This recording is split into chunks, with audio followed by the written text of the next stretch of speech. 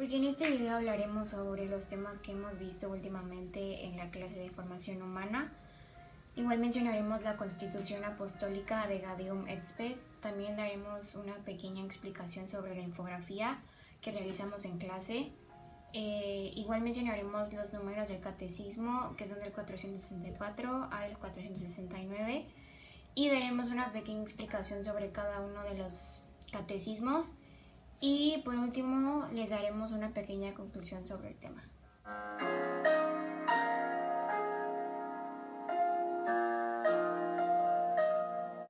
Cristo el hombre nuevo. Cuando hablamos de esto nos referimos al misterio del hombre, en el que se entiende que Cristo actúa en Adán y se manifiesta plenamente al hombre para que descubra en Cristo la sublimidad de su vocación.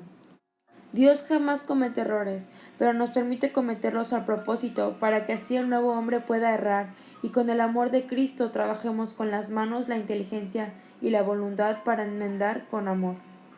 Y a pesar de todo, Cristo nos perdona porque nos ama y nos demuestra su amor al morir en la cruz para así podernos enmendar con Dios y llegar al cielo.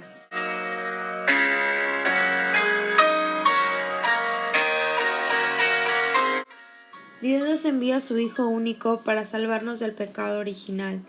Él nos permite conocer el amor de Dios por la encarnación de la palabra. Jesucristo nos enseña a amar como Él nos amó. El Verbo se encarnó para hacernos partícipes de la vida inmortal por medio de la Eucaristía, el misterio del hombre en el cual Dios nos hace imagen y semejanza. A continuación les hablaré sobre el Catecismo de la Iglesia Católica del 464 al 469. Y en general esto habla acerca de cómo Jesucristo tiene dos naturalezas, una humana y una divina, que no pueden confundir y tampoco cambiar ni dividir, ya que se debe de reconocer como uno solo.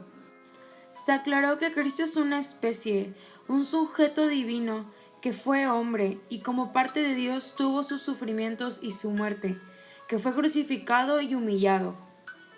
Dice la Iglesia que Jesús es lo que nos une con Dios porque es la combinación de Dios y un ser humano. Dice la Iglesia que Jesús hasta se podría decir que es la reencarnación de Dios en carne y hueso, que ha venido a sanar ya que la gente se una a Él, que aunque pudo haber nacido en las riquezas, quiso tener una madre y vivir como un ser humano normal.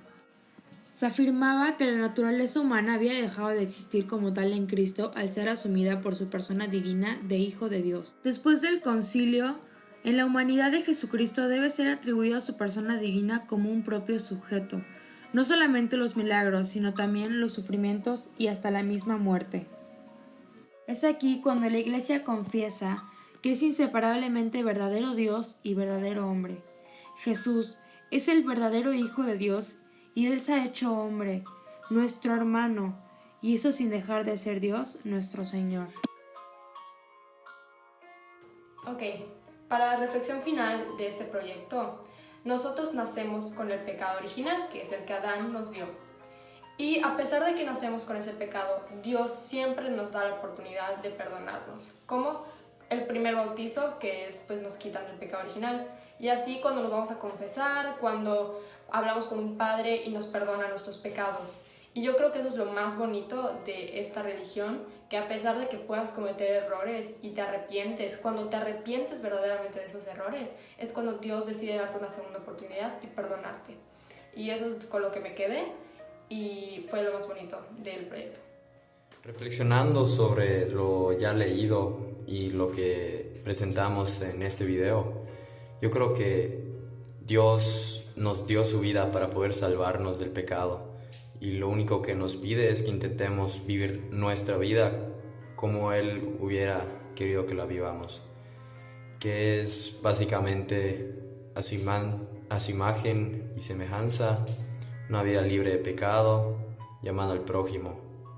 Si Dios bajó del cielo a la tierra para salvarnos y resucitó por nosotros, yo creo que tiene sentido que nosotros hagamos el bien buscando subir al cielo.